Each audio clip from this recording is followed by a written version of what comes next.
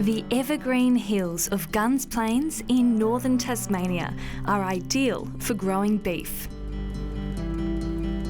Donald Bonney runs an Angus stud and fattening operation with his son Nelson. It's my passion. I just love the cattle and love breeding good cattle. And in recent years they've been good money spinners anyway. Most of the cattle are processed after a couple of years, but the breeders are kept on farm for 8 to 12 years. While their genetics are good, the farmers didn't think much of their meat, until processor Greenham noticed the carcasses were grading surprisingly well. We tend to think of old cows as burger meat or something like that. It's interesting that old cows, taste good and have got this beautiful meat in them. With ample grass and hay, they are well fed and retain intramuscular fat, or marbling, even over winter. The standout animals now go into a branded product for high-end restaurants in Australia and abroad. Yeah, I am rather surprised to learn that. I'm anxious to try a bit myself to see really how good it is. Hobart chef Massimo Malay is happy to help out with the taste test, Brazilian style. We put a lot of salt at the start, and that seems quite excessive, but it actually helps draw out a lot of the moisture, and it'll give it a nice crispy. It's good. This steak has a marble score of 5. Few old cows perform like this. But consistency can be an issue when it comes to size and flavour. From a chef's point of view, from a restaurant point of view, does the variability in this product pose a challenge? Yeah, it does, but what I'm trying to do is, it's a specialty product, especially coming here today and finding out where it comes from, who's produced it, why it is the way it is as well. Like, as chefs, we kind of tend to think everything needs to be really consistent to create efficiencies, but I think sometimes it's really good to get back to the product. While that cooks, let's head a few hours south, where another farmer is adding value to mature cattle.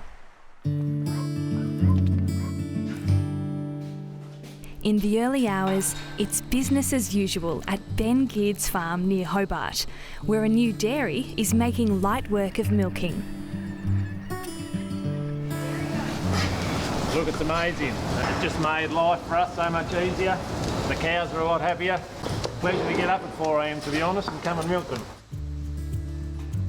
With sturdy legs, large frames and big udders, Holstein Friesians are prolific milk producers. But Ben Geard hadn't considered what else they had to offer until he spoke to Hobart-based chef Annalise Gregory. Have you cooked any of it yet? Yeah, took a bit home last night, actually, cooked it up. Yeah, really good. She encouraged him to dry age meat from retired dairy cows, a delicacy in Spain.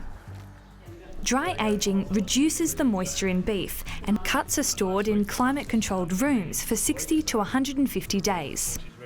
The meat from the old cows is sent to restaurants across Hobart. Chefs like Annalise Gregory are getting creative with how they serve it, often plating it up raw. The flavour is described as robust and intense, with hints of cheese. The product is good, but you do have to treat it differently. That's why, Ben's doing the dry aging, because they are working animals, and they've been working for 10 years being milks. And the meat is tougher. There's a lot of connective tissue, and it does need that time for the enzymatic breakdown to make it tender.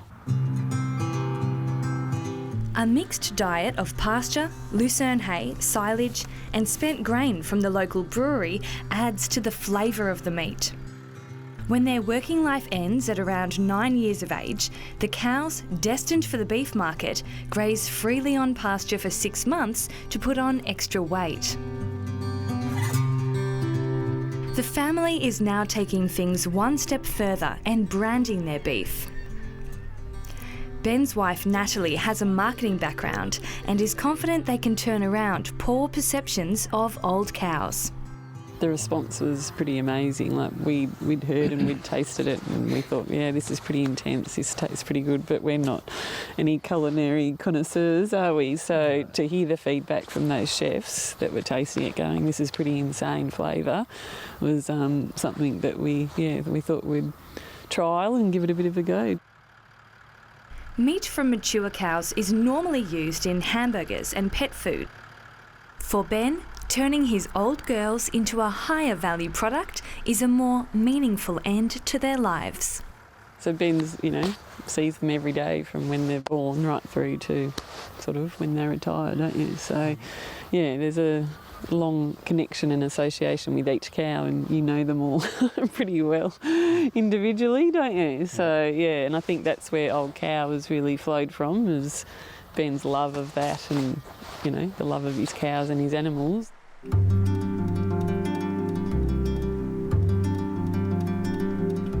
Hey everyone, how are you?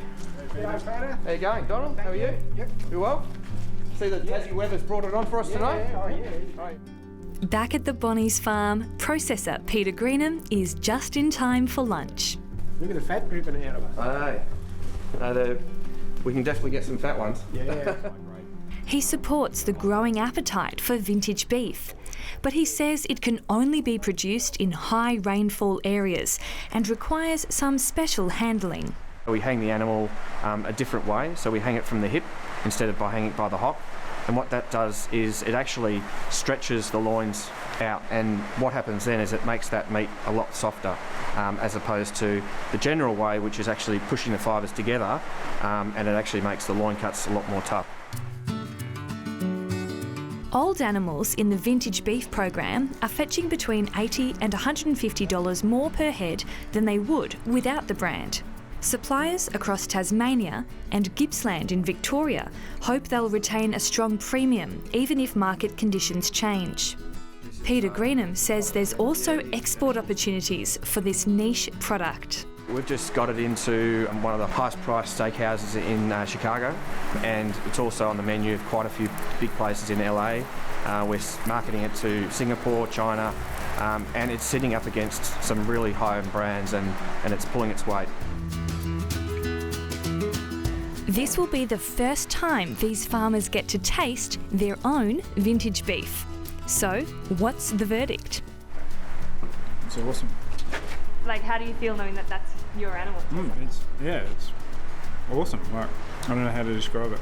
It's pretty special. Good old Dolly. I'm glad I chased her around and fed her up so well for a few years.